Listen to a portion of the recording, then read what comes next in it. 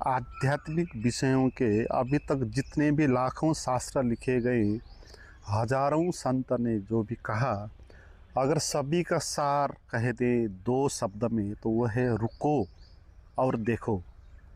अगर यह सार आपने समझ लिया तो लाखों ग्रंथ के अध्ययन की आवश्यकता नहीं पड़ेगी, हजारों गुरुओं को सुनने की आवश्यकता नहीं पड़ेगी। मगर इसको नहीं समझा तो जितने भी शास्त्र और गुरु को आप सुन लो, उससे कुछ भी नहीं होगा। इसलिए यह सूत्र इतना महत्वपूर्ण है। तो आज इसी के बारे में हम बात करेंगे। क्यों है ये सूत्र इतना महत्वपूर्ण? क्योंकि सत्य होता है अभी और यहीं। तो जो चीज़ अभी और यहीं होगी, उसको जानने के लिए आपको भी अभी और यहीं होना पड़ेगा, यानी कि रुकना पड़ेगा। तुम रुकोगे नहीं तो कैसे मिलेगा? जब तुम रुकोगे तब ही जो अभी और यहीं है वो चीज़ मिल सकती है। जैसे किसी को किसी एक कमरे में जाना है, मगर वो उसी कमरे में बैठा हुआ है, तो अब उसको क्या करना होगा? उस आदमी को अगर वो चलने का प्रयास करेगा कमरे में जाने के लिए, तो उस कमरे से जितना वो चलेगा उतना दूर हो जाएगा।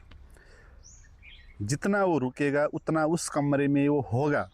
सत्य भी यही है, क्योंकि हम भी यही हैं और सत्य भी यही है, मगर हमारा ना मन चल रहा है।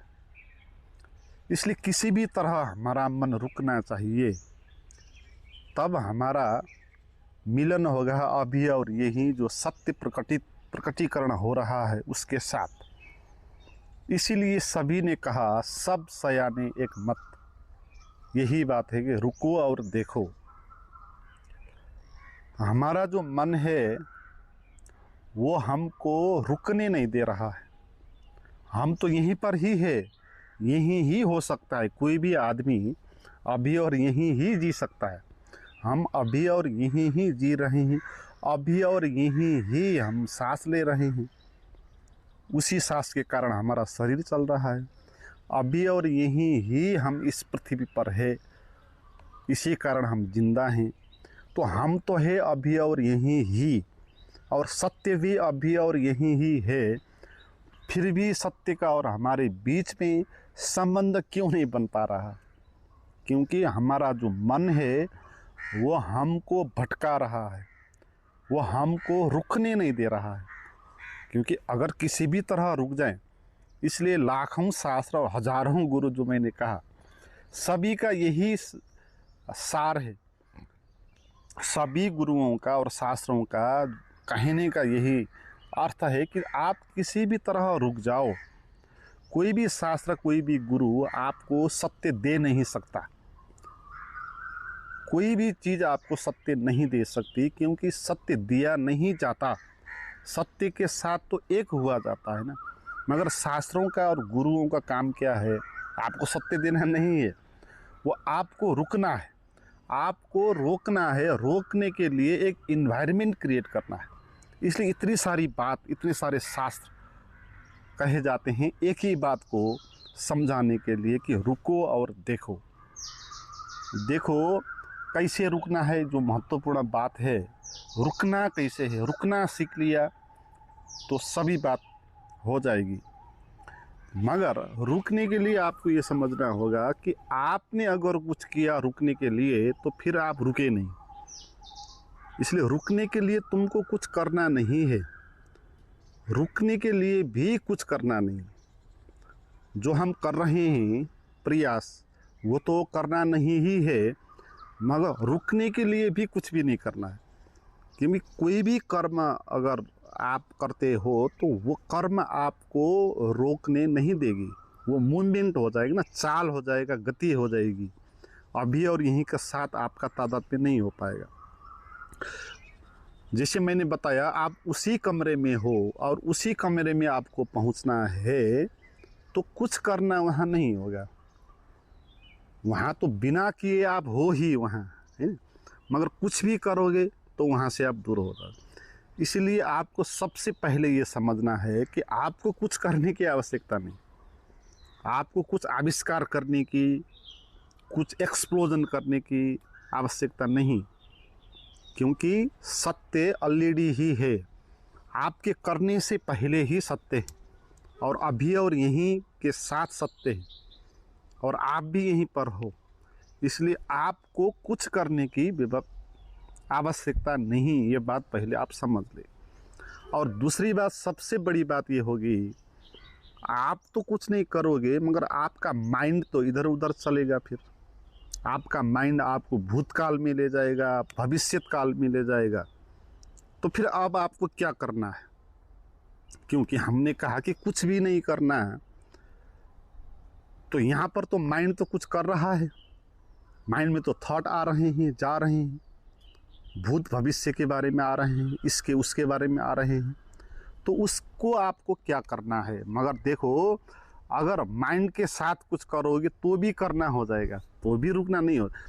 कुछ नहीं करने का अर्थ क्या है? कुछ भी नहीं करना। तो माइंड तो कुछ कर रहा है ना, तो माइंड को कुछ करने देना, आपको कुछ नहीं करना। देखो, माइंड और आप अलग अलग चीज़ें हैं। माइंड एक नेचर है, माइंड का अपना एक स्वभाव है, वो उस स्वभाव के कारण वो चलेगा। वो एक प्रकृति है। जैसे प्रकृति में और बहुत सारी चीज़ें होती हैं, जैसे हवा होती है वो चलती रहती है, उसका काम है चलना। मन का भी काम है चलना, वो भी एक प्रकृति है। आप उसको कभी रोक नहीं सकते। ना आप हवा को रोक सकते, ना बादल को रोक सकते, ना मन में चलते हुए विचारों को रोक सकते। जैसे आकाश में बादल चल रहा है, प्रकृति है, हवा चल रही है, पेड़ पौधे खड़े हैं, चिड़िया गा रही है, ये प्रकृति में बहुत सारी चीज़ हो रही है। मूवमेंट हो रहा है, गति हो रही है, चाल हो रहा है। तो आपके मन में भी चाल होगा, गति होगी, थॉट आएंगे, इधर उधर के आएंगे, भूत भविष्य के आएंगे। तो यहाँ पर आपको ये नहीं कहा कि आप अपने माइंड को कंट्रोल करो, अपने माइंड को रोको, ये नहीं कहा। क्योंकि रोकने लगोगे तो वो भी कुछ काम हो जाएगा ना। फिर आपको तो कहा कि कुछ भी मत करो। कुछ भी मत करो का अर्थ ये है कि माइंड को रोको भी नहीं, माइंड को कंट्रोल भी मत करो। माइंड को ना कंट्रोल करना है, माइंड को ना रोकना है, माइंड को छोड़ देना है। माइंड जैसा है उसी तरह छोड़ देना है, जैसे बाहर की चीज़ों को हम छोड़ देते हैं। हवा हमको हम छोड़ के रखे हैं, इसीलिए हवा चलता है, आता है, जाता है, चिड़िया गा रही है। इसी तरह आपके माइंड में विचार चल रहे हैं, ये एक नेचर है। इसलिए माइंड के साथ कुछ भी आपको करना नहीं है, उसको कंट्रोल करना नहीं है। यहाँ पर सबसे बड़ी समस्या जो है हमारी वो ये है कि हमने सुन के रखा है कि कुछ भी नहीं करना। फिर हमको लगता है कि कुछ भी नहीं करने का अर्थ फिर मन में विचार भी नहीं चलना होगा, तो फिर विचार को रोकना चाहिए। तो हम विचार को रोकने में लग जाएंगे, है ना। मगर जब हम विचारों को रोकने में लग जाएंगे तो हम वहाँ एक बहुत बड़ा काम कर रहे होंगे। फिर हम रुके नहीं, फिर हमारा माइंड भी चल रहा है और हम भी चल रहे हैं। ठीक है, माइंड का चलना ये बुरा नहीं, वो हमको बाधा नहीं देता, मगर हम खुद भी चल रहे हैं माइंड के पीछे। माइंड चल रहा है, जैसे कोई एक कार चल रही है और आप उस कार के पीछे दौड़ रहे हो, है ना। आपको यहाँ पर ये नहीं कहा कि तुम जाके कार को रोको, ये नहीं कहा। कार को चलने दो, तुम खड़े हो जाओ, तुम रुक जाओ, तुम कार को देखो, तुम जानो कि कार चल रही। देखो अब तुम्हारा क्या काम बचा, तुमको करना तो कुछ है नहीं। माइंड अपने आप चल रहा है, शरीर में इमोशंस भी अपने आप उठ रहे हैं, काम क्रोध लय भय के वृत्ति जो आपके शरीर में है वो भी आ रहे हैं, जा रहे हैं। तो आपको कुछ करना नहीं, आपको केवल देखना है।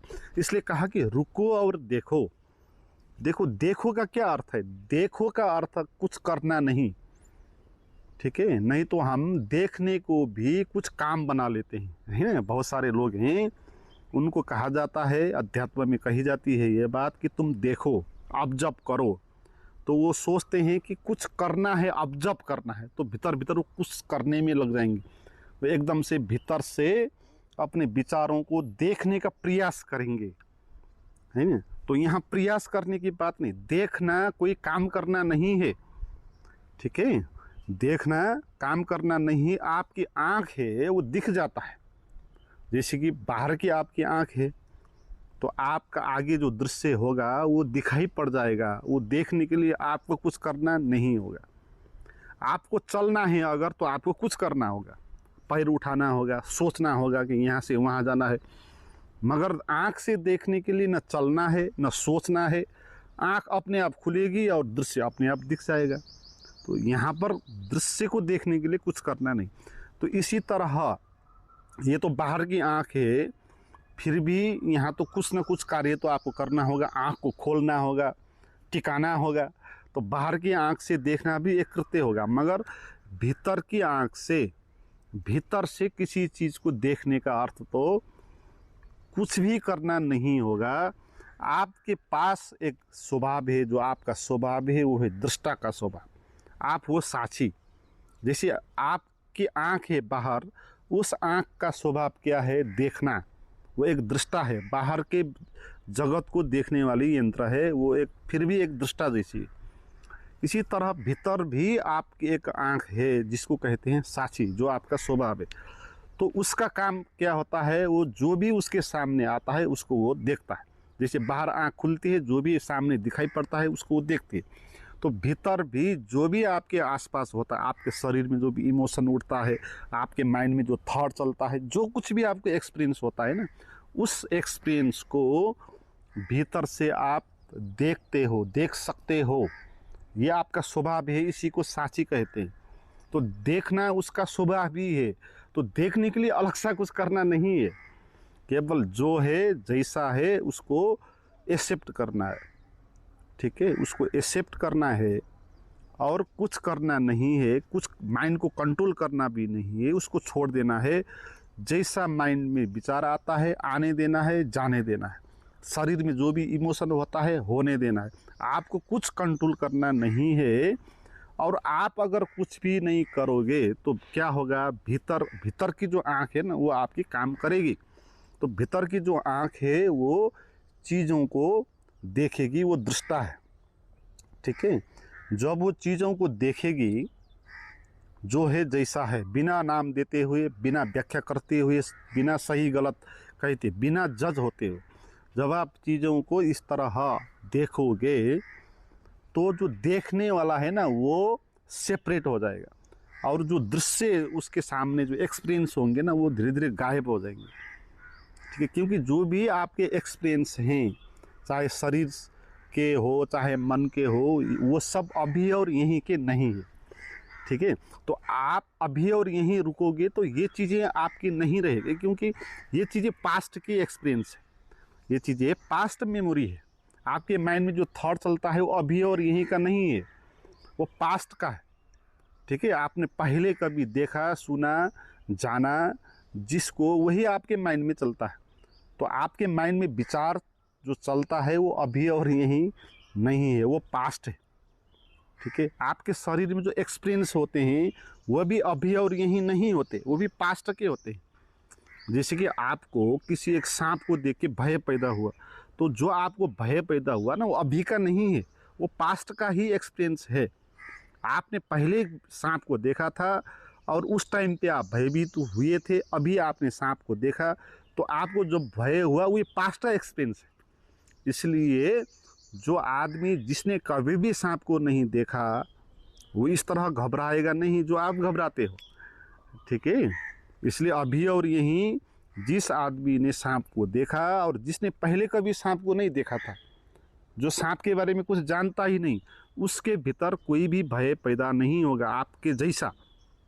ठीक है, आपको भय क्यों होता है? क्योंकि आप जब सांप को देखते हो तो पास्ट मेमोरी में आप चले जाते हो, और वो जो पहले हुआ एक्सपीरियंस है ना वो आप फिर से याद करते हो, तो वही आप अनुभव करते हो।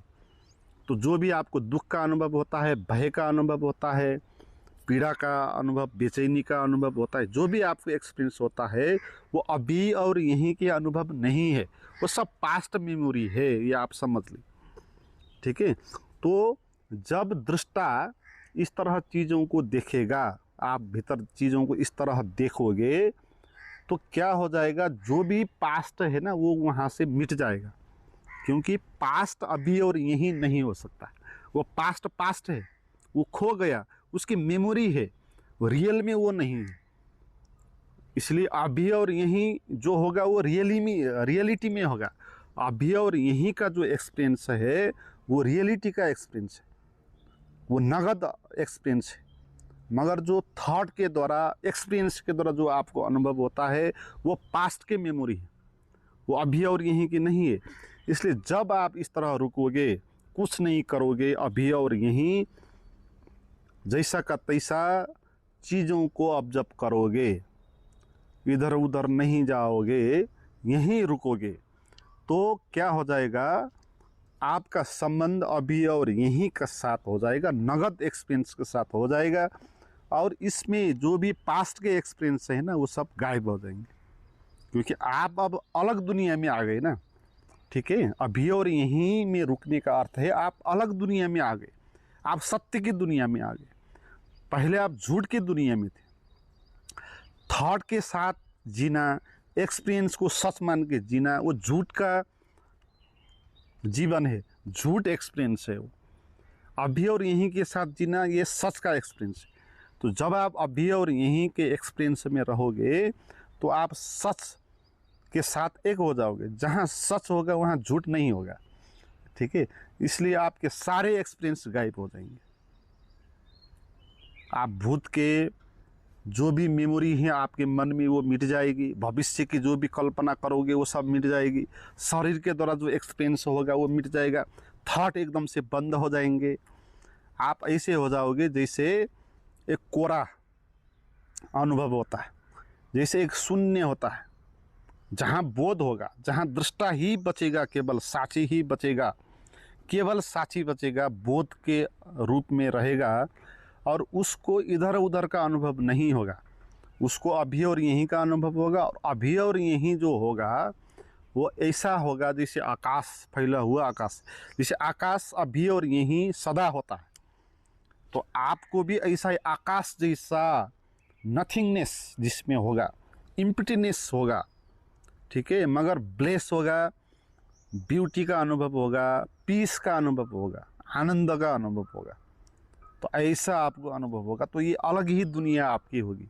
तो इस दुनिया को जानना ही अध्यात्म का उद्देश्य है। इसलिए कहा अभी और यहीं रुको। देखो, अभी जून का मेरा जो सत्संग आने वाला है, जून 10 से 16 तक ऋषिकेश में, तो उसमें हम ना इसमें डिटेल में जाएंगे और अभी और यहीं के साथ जुड़ने का पूरा प्रयास करेंगे, उसका इन्वायरमेंट क्रिएट करेंगे। तो अगर आप आ सकते हो तो मेरे जून कैंप में ज़रूर आना। जून कैंप का जो भी डिटेल है उसको जानने के लिए आप व्हाट्सएप के ग्रुप में जुड़ सकते हैं।